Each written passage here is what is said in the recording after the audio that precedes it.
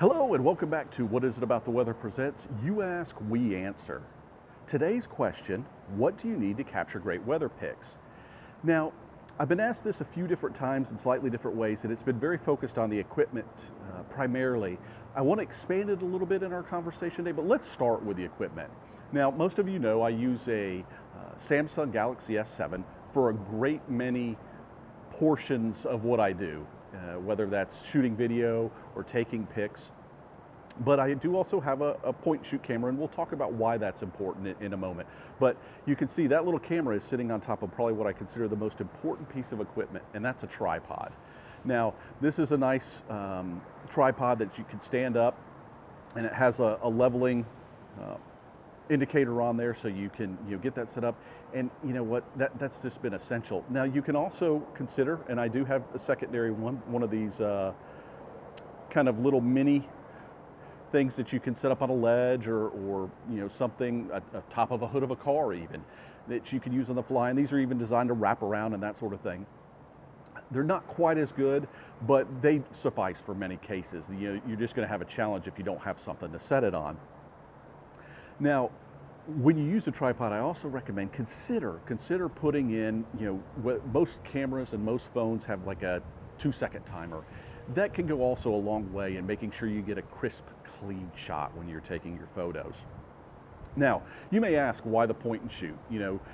The resolution actually is the same on this point and shoot that it is on my phone, and that is true. The biggest difference is there's two things really. It does better for anytime you're going to zoom. I can tell you the phone, no matter how much I try, if I get past a ×2 zoom, it just starts to lose crispness. And if you're trying to take a good picture and something that you want to share with others, a lot of times it doesn't matter. But if you're really wanting to share something of high quality, that can make a big difference. Like if you want to get a close-up of the sun or the moon or a particular event, like even a raindrop going on, I can tell you that the optical zoom is going to make a big difference. So something to consider if you want to invest in that. But even with your phone, I recommend making sure you look at some of the other softwares that are available and even go out of automatic mode. I mean, most of my shots, I go into the pro mode. It doesn't mean I have to use all the settings, but they become available to you, and you might be amazed at how much of a difference it makes. Now, one of the things I've been debating is whether to get a DSLR, and I think I'm probably going to at some point, because there are times that even between these two devices, there's just been situations that it hasn't quite worked out for me. And a lot of that can do to shooting in, high sun situations. You can see I got a nice clear day, and that sun can ruin a shot, but with the right kind of filters, you can negate the impacts of the sun, yet still capture it in what you're trying to do, because the sun may be part of a very important part of the story you're trying to tell, right? And so, whether it's the filters, whether it's the type of lenses, doing additional zooming, whatever it might be, if you really want to take it to that next level, the DSLR is going to get you there. But again, don't start there. Take advantage of what you have already, right? You've probably got a lot of equipment, but at a minimum, maybe take the time to invest in a tripod. So let's switch a little bit from talking so much about the equipment to talking about just capturing shots in general. So we talked a little bit about what to use to take the camera. Now let's talk about setting the scene. And I do think it's important, and it can make the difference between a pretty picture or a compelling picture. And again, some of what I consider my pretty shots, I look at them and they look nice, but they're just sort of there in a day. And with weather, that can be particularly true when you're just shooting the sky. It can, when you walk out of the context, to you it has the broader context because you saw it in your broader range of vision. But for the person viewing the actual photo, it may just look like, okay, so it looks like a sky. Okay, so that's some clouds. What's so cool about that? So there's a few things you can do. One is make sure there's contrast. On a nice sunny day like this, shooting this image of the sky with a building, there's really nothing to it.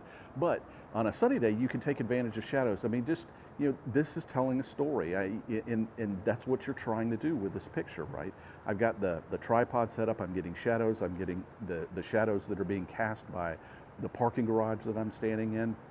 So take advantage of what's around you. And I even say that when you're taking a picture. You'll notice that a lot of my pictures, whether it's the structure I'm in. So for instance, if I need to do lightning cover, I may take advantage of a parking garage to give me that window effect, or putting a building in it.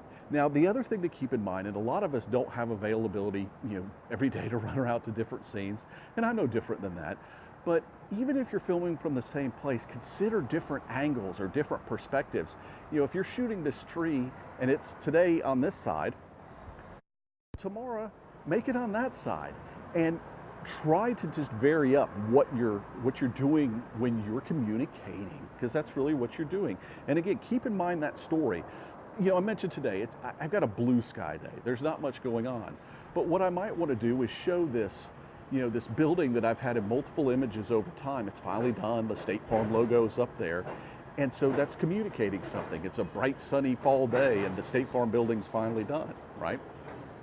But keep that in mind when you're doing it. And the other thing I would tell you to do with all this stuff, in this day and age, it's particularly important, is to stop and breathe, okay?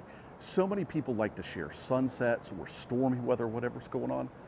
Take a few pictures.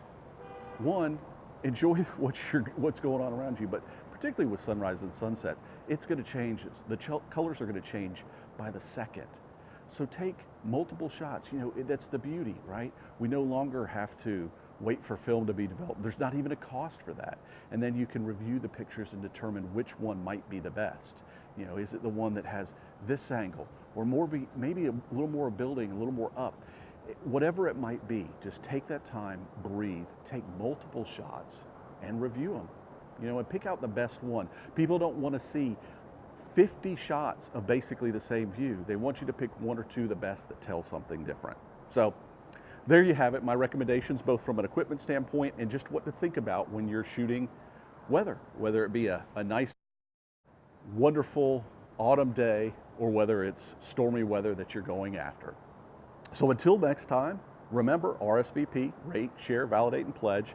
You can find out all this information at whatisabouttheweather.com. And I'm going to remind you, the last day of the month, Friday the 30th of September, so likely after most of you will hear this, we are going to be kicking off the What Is It About Clouds series.